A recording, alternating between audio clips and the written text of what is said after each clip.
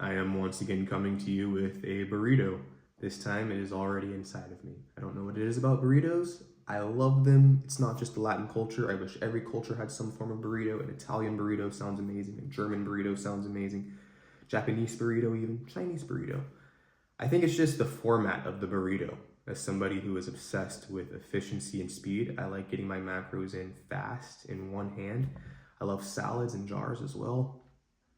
Yeah, but this video is not about burritos. This video is rather actually informational.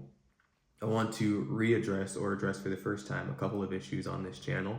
I want to say that I am grateful to those who I've already struck up a relationship with just in the comments, those who have reached out to me with thanks. I am really, really grateful just to even be a small part of your walk with Christ. And I encourage anybody who is watching to please reach out with your questions. I will take the time to answer them from the scriptures. I will take the time to think about them and read over them, and I will also pray for you. That is a part of my ministry.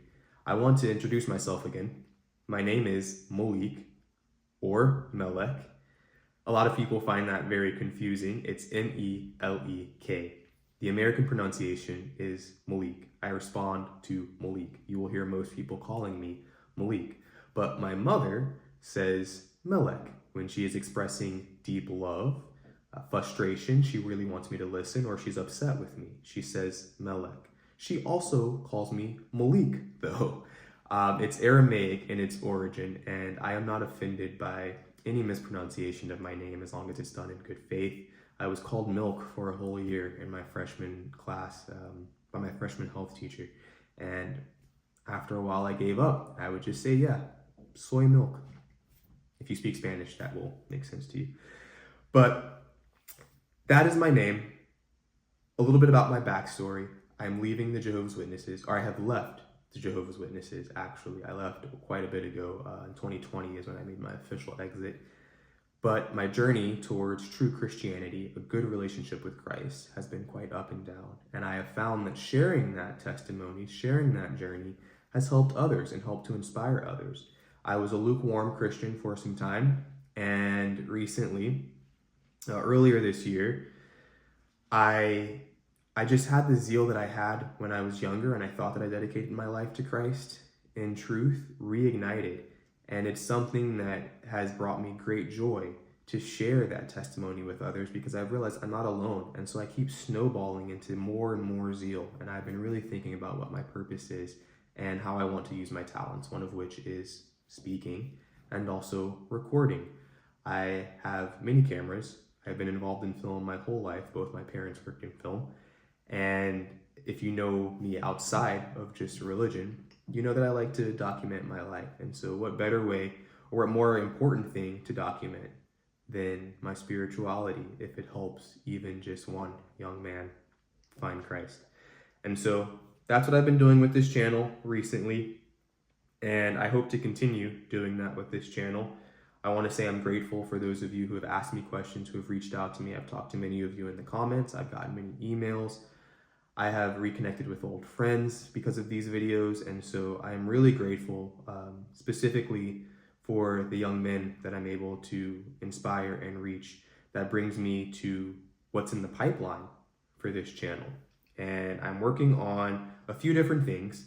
I will continue to make videos for ex-witnesses or ex-Mormons, anybody leaving cult-like organizations who want to find true Christianity. I will also continue to riff at times on different spiritual topics and mistakes that I've made and applications in my own life. I will also continue to make videos on apologetics. Unfortunately, it's cold lately and I haven't been able to see or find many witnesses out at the carts as I was this summer. And it's kind of frustrating because I've got some new tactics that I want to use and I haven't been able to. But I will continue to make those videos as I see it appropriate to record them and have those conversations when they are there.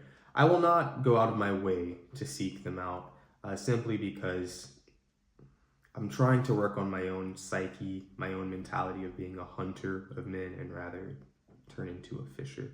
To be a true fisher. Jesus used those words very specifically and with a point. But I want to announce a new type of video that I've been considering for some while, that I've worked on, I've thought about, and I've prayed about, and I've decided to move forward with. It's a study guide style video. These videos will be specifically aimed at young men, helping them to study the Bible.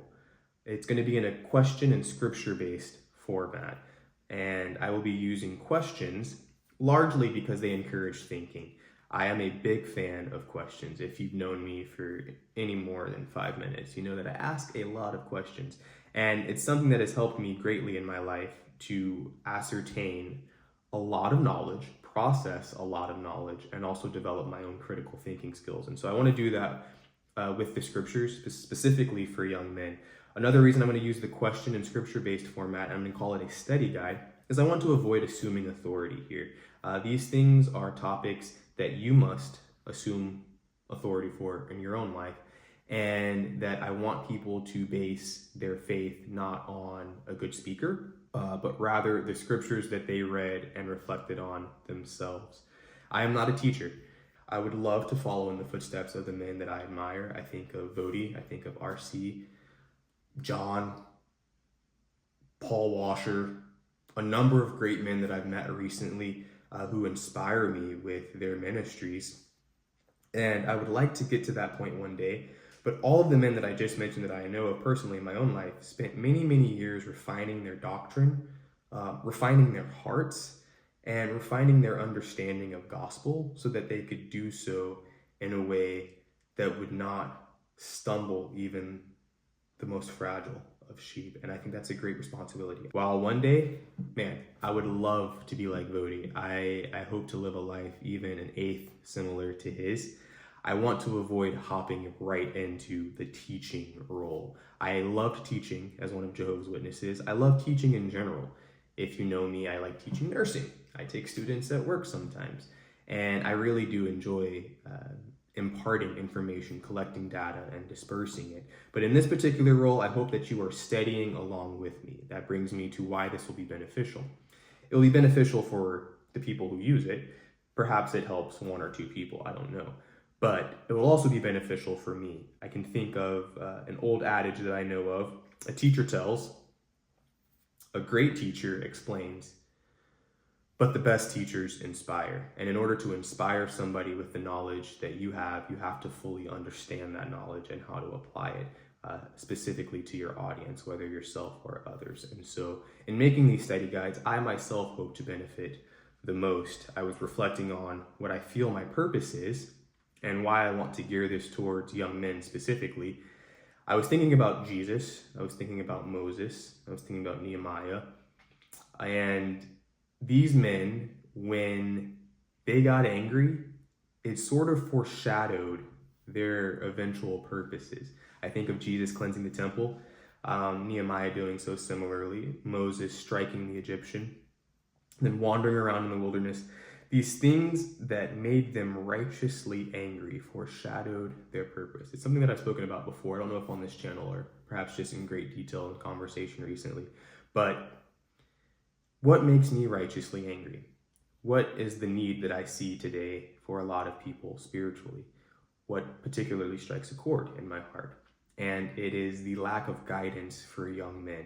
There's a huge revival happening with young men. I spoke to a young man on this channel before or recently who wants to do something for the Lord, wants to make a move, but doesn't know how. And a lot of Gen Z young men are turning towards Christ with a newfound zeal and even some anger towards the old ways of doing things. And one of the things that frustrates me sometimes is they're being galvanized into an extreme. And I don't want to see that happen. It's a very nuanced topic, but I think that a lot of young men are aggressive, full of testosterone, and so the inclination, this is natural, these are natural things. The inclination is to take what can initially be good and righteous anger and funnel it into an unrighteous direction. The gospel does not fit cleanly into any gospel, or into any political party rather, excuse me. It does not take a side. The gospel speaks to both sides of the political aisles that we see today in America. And that is something that, unfortunately, some influencers, some men that I'm seeing in online spaces are missing the point of, and perhaps leading young men down the wrong path. I think you should be who you wanted when you were younger, and I have the opportunity now and the skill set and ability and time to address some of these things. And so I want to put together study guides for young men. The ability to ask questions and not just listen to information and take it as dogma, take it as fact. Because when you listen to these streamers and these online personalities and they're just talking at you, eventually you're going to start saying those things to yourself, and that's going to become your personality, whether you've thought about it or not. And so I will be approaching things from a very question-oriented basis. That leads me to the first video. What is the first video I will be working on? I have been doing a lot of research lately on crusading. And is it Christ-like? What does the future look like with the political state of things right now? How should we as Christian men respond to these things, especially young men who are taking the helm of responsibility for the future in front of us? I will be addressing that in the next video. I've been doing a little bit of research. I'm going to spend the rest of today compiling all of that research into a script. I don't know if I'll get to filming it today. Hopefully I can. But look for that video here in the next week or so. So a couple of things that we will be discussing in that video include how Christ was both strong and kind, why we shouldn't idolize romance, family life, or ambitious responsibility. What does it mean to respect women? That's a big one that is popping up a lot today in comments and on social media that I'm seeing. How should we be decisive? What does it mean to be prayerful and cautious, but also deliberate in our actions? And then how to form good habits. And what are good habits? We will discuss that in this coming video. So if you're excited, if that interests you, please like, subscribe. Thank you for your time today. I hope you enjoy the rest of your Sunday if you're watching this on release day. I hope your praise is fruitful, and I hope the Lord blesses your week. I'll end this video as I usually do. Christ is King. Christ is King.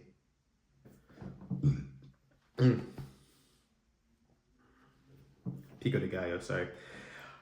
I gotta cut that out.